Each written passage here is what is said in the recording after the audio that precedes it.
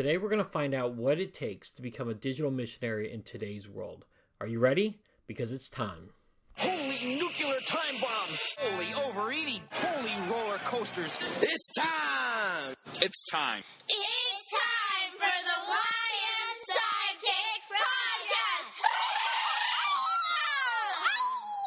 Hello, heroes. I am Tom Pounder, and you are listening to the YM Sidekick Podcast. This is the podcast where I talk to ministry leaders about what's happening in the digital and ministry world and how we can apply it into our context today in the world that we're living in, this very phygital world that we're living in, a combined digital and in-person physical world that we're living in. And so today we're going to talk really a lot about digital and how you can become a digital missionary. And to talk with me about that is Tyler Sanson. Tyler is the lead pastor at Church Anywhere, and if you're in the online world at all, you'll know Tyler's name because he is really leading a huge movement with microsites and digital missionaries, and he's really mobilizing tons of people all over, not just in his area, but all over the world to become digital missionaries. So we're going to talk a lot about that today and what it looks like and what you need to do to become a digital missionary. But before I get into that, I do want to just encourage you, if you enjoy this podcast, go to ymsidekick.com and subscribe to it, or go to iTunes or Spotify and subscribe to it. I've got a lot of great content at ymsidekick.com, so I'd love for you to check that out today. All right, heroes, let's get into the interview right now with Tyler talking about digital missionaries. All right, with me right now is Tyler Sanson. Tyler, how are you? I'm well. How are you? I'm doing well. It's great for you to be on my podcast. Again, as we were talking just a few minutes ago, I've been following you from afar. And so I know you well from the online ministry stuff that you do. But just in case someone who doesn't know who you are, give us a quick little background about who you are, where you're at, and like how you got started in ministry. Yeah. So I started in ministry out of college. I left as a sophomore in college and started working full time as a worship pastor for the church that I currently am at. Nice. So I was the worship pastor there for 3 years. Then I left First Capital and went to a church, a large church in Indianapolis, Indiana called Northview. And I was a worship pastor at Northview for about a year. And I really felt like God was kind of moving me into a different season of ministry. I didn't quite know what that looked like yet. But I called First Capital back and said, like, hey, I know you have a worship pastor, but I would love to come back on staff in a different role. And I brought this idea of doing online ministry with me. And that was back in 2015. So shortly after that, we launched an online campus, which at the time was like a live stream and people chatting with people. And then from there, it's grown into like a multifaceted online to offline kind of approach over the years. Okay, so you've been now you're in the lead of Church Anywhere, and tell us about that, because I think that's awesome because you're really anywhere, including prisons, right? Yeah, prisons, hospitals, all you name it. So Yeah. So how did that get started? yeah, so as we morphed, as First Capital morphed from being a centralized location into doing a ton of decentralized ministry with online avenues, we realized we were going to have to, one, put somebody as like the lead pastor over all these people, and then two, create a staff around that person. So I naturally moved into that lead role because it was like I was the one that started it essentially. Unintentionally. But so I moved into that lead role and we brought staff underneath.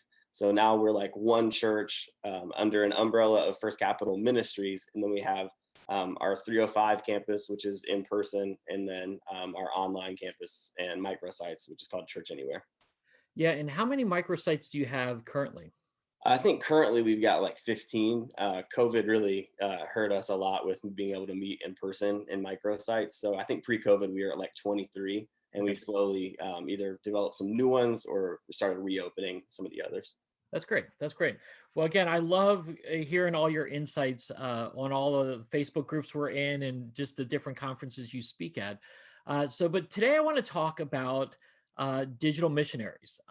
You and I have used this term for a few years now, And again, I don't even know where I got it from, but hearing you share about it recently, I was like, okay, we've got to talk about this more because I love what you're doing with digital missionaries. So speak to me a little bit right now about what you're personally doing, and then we'll get into how you are mobilizing digital missionaries right now. Yeah. So what I'm personally doing is started a YouTube channel, and I'm doing uh, mostly Broadway music covers with occasionally a few like 80s rock songs because that's what I like to listen to. Um, and then I do like a weekly or bi-weekly devotional thought. Usually they're like 5 to 10 minutes long, and try to drive people towards like how can I pray for you posts simply, or like U version Bible studies all the way to Facebook groups, that kind of thing. Yeah, that's awesome. What made you want to do the YouTube channel? It's the second biggest search engine in the world, and our church was having no luck getting any traction. The like we're a church of 900 in a town of 3,500, and we don't have like Andy Stanley or Craig Groeschel. And I love our teaching team. Like I think Yeah. we do a good job, but we don't have that name recognition. So as a church, YouTube was hard to get on, get it rolling. But as an individual, it was significantly easier in that regard. Yeah, yeah, and see, this is why I love the idea of the digital missionary because again, I love Twitter. My personal social platform that I love the most is Twitter, and I'm on it all the time. Uh, I feel like I have more success reaching non-believers for Christ as Tom Pounder on Twitter rather than my New Life Christian Church platform. And Sure. so you've discovered that with yourself too. And so you started YouTube. Okay, wait, I just got to ask you this random question of what's your favorite 80s cover song that you've done, and what's your favorite Broadway musical that you've done or song that you've done? My favorite 80s cover I've done is Africa by Toto. Okay, nice. I used like a $50 blow up dinosaur from Walmart. It's a sprinkler, and I put it off to the side so it looks like it's like blessing the rains down in Africa while I'm singing. And at the end, the camera pans out to show it's a dinosaur. So that one's my favorite. Um, as far as Broadway goes, the one that had the most success is Defying Gravity from Wicked. Okay. Um, but my favorite one is probably For Forever from Dear Evan Hansen. Nice. That's awesome. I actually like going to Broadway musicals, and so I now I'm gonna have to definitely check out your covers on those songs. Yeah, That's sure. awesome. What made you use this platform? You other than the fact that it's the second greatest search engine, like did you have a lot of experience with YouTube before, or how did you get started in the whole thing? Yeah, I went to school for audio engineering. Okay. Well, I went to school for filmmaking. Transferred to a Christian college. They didn't have filmmaking, so I switched to audio. Go Um, figure. Yeah. Okay. yeah, so the combination of like visual medium and audio, there's not a better platform to like showcase filmmaking skills and narrative storytelling or like music videos than YouTube. Yeah. Like TikTok is really good for cell phone videos, but YouTube is where you go to for like higher production value stuff. So Mhm. that's really what piqued my interest. I love doing like some people hate making videos. That's like what I do for fun. So That's awesome. Okay, so one of the things that I hear a lot about people about in regards to digital missionaries is that they don't feel like they have the skill set. Now you just talked about audio and video. You went to school for a little bit of that. How do you overcome that? Because I hear a lot of people say, "I can't do this." They come up with a lot of excuses. What happens for you when people share that with you? everybody's good at something. Like for example, I saw a YouTube channel where this guy he was going to be a dad to people who didn't have dads on YouTube. So his whole YouTube channel is like teaching people how to use a screwdriver and like how to change a tire, and it's geared towards like kids who grew up fatherless. Like anybody can do that. It was like cell phone videos, but it blew up because it was such a niche audience. Yeah. So I think anybody can offer something like that. It doesn't have to be like this extravagant production value. It just needs to be something that's useful to a specific group of people. Yeah, and so then when you're talking about YouTube in specific, you're going after, you do music because that's your background, you do video and stuff. What have been some ways that people have been able to utilize YouTube to kind of make connections with people? Yeah. Once you get to a certain amount of subscribers, it's 1,000. You can use something called the community tab. Okay.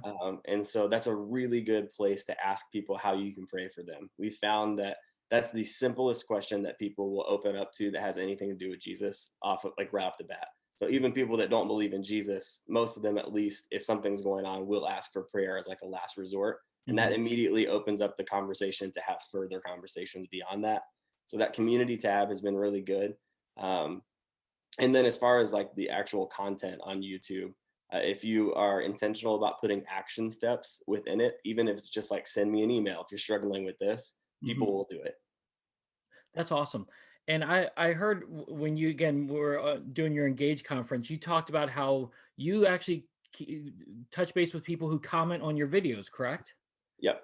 What do you do there? What kind of connection do you make there? Most of the time, it's usually like, thanks for commenting, like, how can I pray for you, or something like that. But sometimes, specifically in the genre of music that I'm pursuing on YouTube, we'll get people that have never heard about Jesus or live a certain lifestyle that they think is in conflict with Christianity. And I'll get comments addressing that.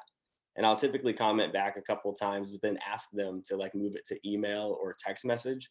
Yeah. And I've built several friendships with people that went from just commenting on YouTube to now I'm friends with, even though I've never met them in person, and they live in New York or whatever, That's uh, awesome. which has been really cool. That's cool. Now, do you have a separate text message number that you give out for connections like this, or is it your personal number? This is my personal. Our care pastor and I have this running joke that like everybody already knows our number anyways in the Louisville area. So what's another person? That's awesome. That's really cool. Okay, so let's broaden this out a little bit more. You've been doing this with YouTube, but some people may not like YouTube or not feel comfortable. I try to do this on Twitter. Some people don't like Twitter as much. So, what have been some different ways that you've been encouraging people in your area to be digital missionaries? How have you found success there?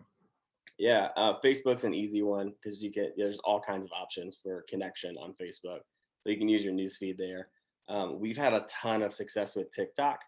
Nice. So we have a girl named Megan who is a digital missionary to TikTok, and her whole thing is um, blogs or like TikTok videos about mom and also struggling with mental health issues. So she struggles with anxiety, that kind of thing, and she's a mom to younger kids. So that's what her TikTok videos are about. She pushes those videos towards longer blog posts that we host on our website, and then she has an option to connect with her on the website. Through that, she's built tons and tons of relationships. She prays for like 600 people a week. It's nuts. Oh, wow. Like one on one.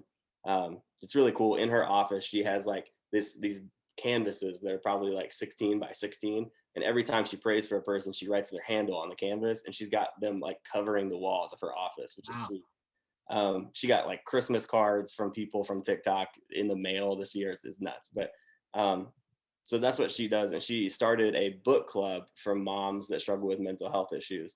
So from TikTok connections only, she's got like 40 moms now that are in this book club that they meet and discuss these books through Zoom. That's awesome. I love the fact that she's using TikTok because again, I think when TikTok first came out, everyone thought dance videos and all this kind of stuff. But I've discovered I'm on TikTok and I've discovered that there are a lot of people my age on TikTok and sharing good, insightful things. There are people doing funny things, there's people Yeah. doing inappropriate things, whatever. But there's actually some real connections that I've seen that get made with people. And I think it's a great avenue to try in this day and age. Yeah, she's found a lot of success, like kind of mixing silly, trendy videos with these more serious mental health videos. We had a bet going on at the beginning of last year because we're both like ultra competitive people. Um, that whoever had the most subscribers when we started these channels last year would, at the end of the year, buy the other person lunch, and she wiped the floor with me. So It's awesome. That that's really cool. Okay, so she's using TikTok to push to another site with video stuff. What are some other things? Because I see you mentioned this earlier about how can I pray for you, but I've seen on your Facebook page, anytime you post how can I pray for you, you get a plethora of comments. I do. So I created a prayer team that I knew would not be able to do the digital missionary thing. Like these were older people that don't necessarily understand technology, but were prayer warriors.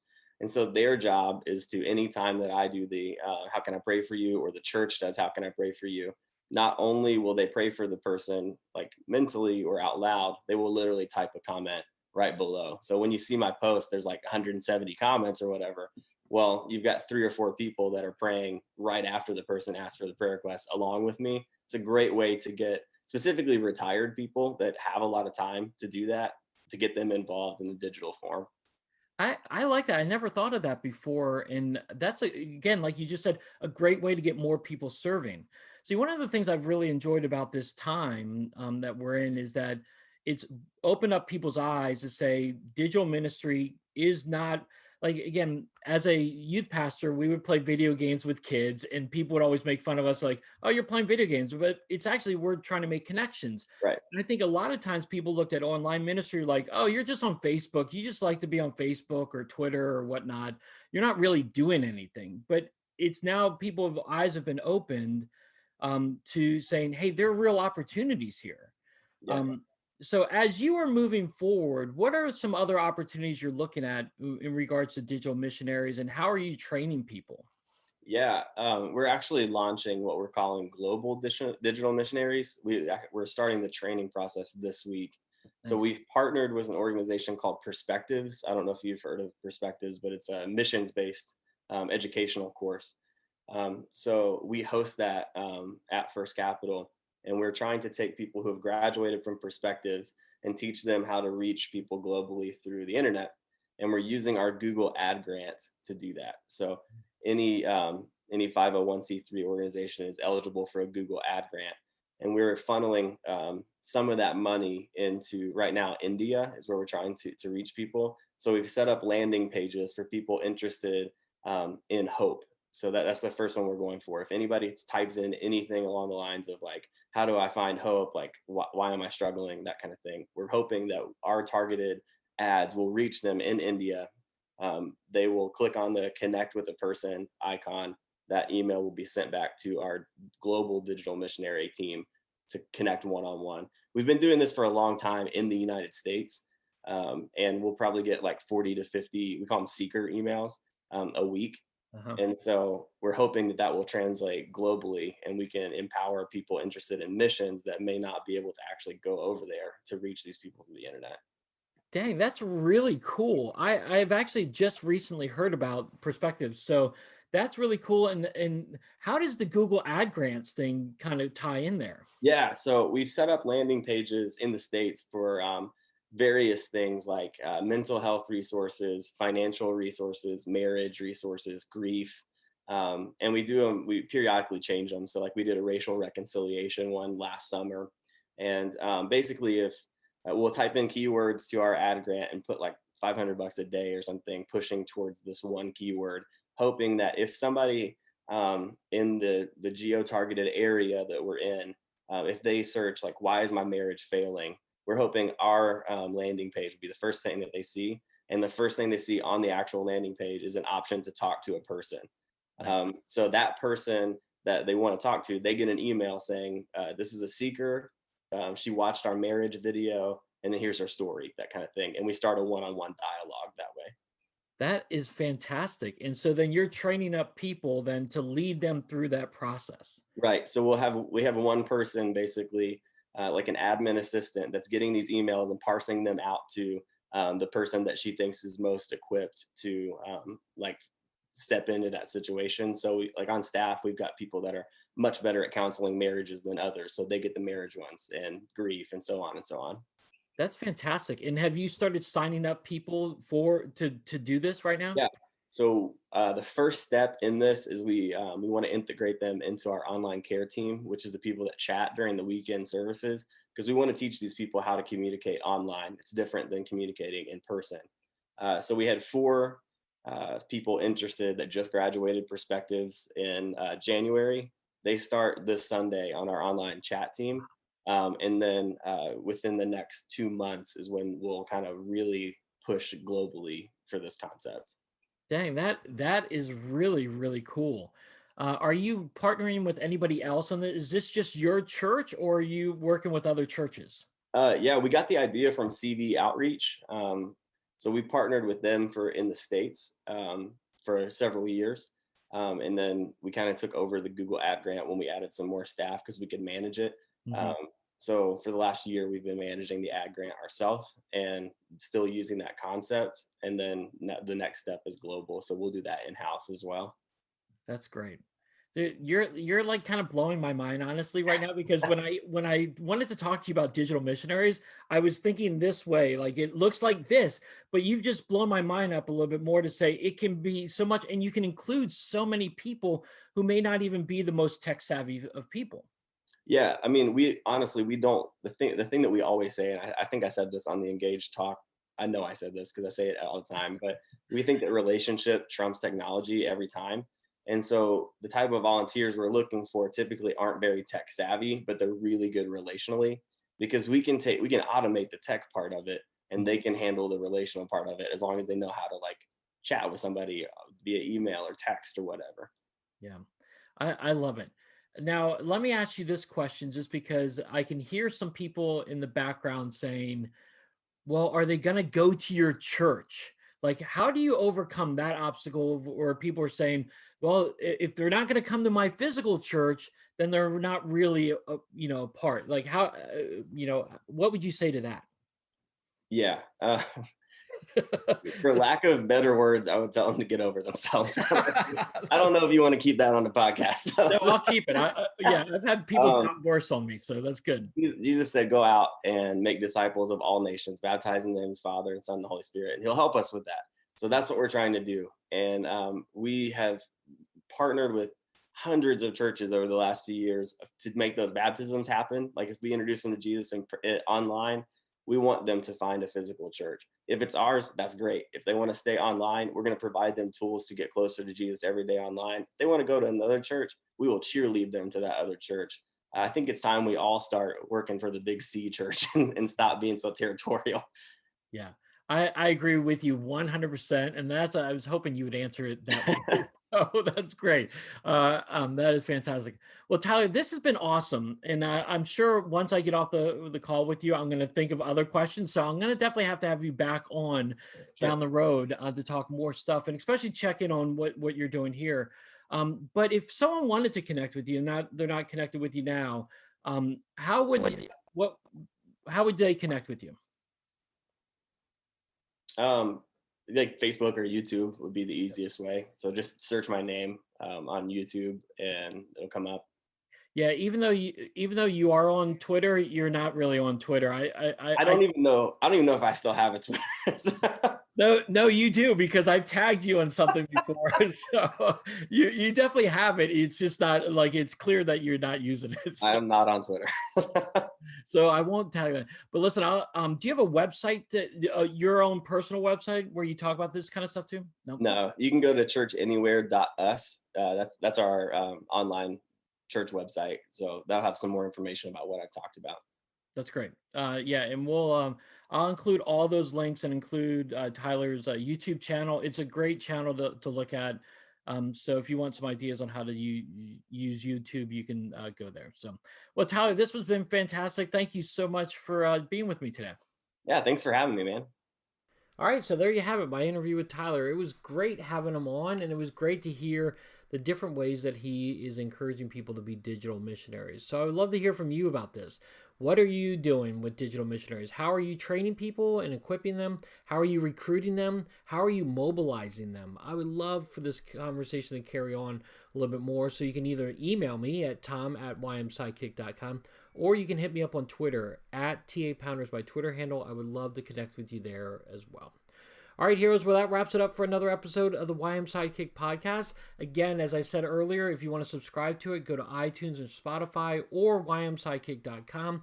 They've got tons of great information there, but I also have information about the Digital Bootcamp Facebook group that you can join. We would love for you to be on that, where we're just all a bunch of ministers learning digital tools and applying it into our ministry context. So you can easily do that today at ymsidekick.com. I've got all my content there. All right, heroes, well, I hope you have a great rest of your day, and I'll talk to you soon. Have a great one.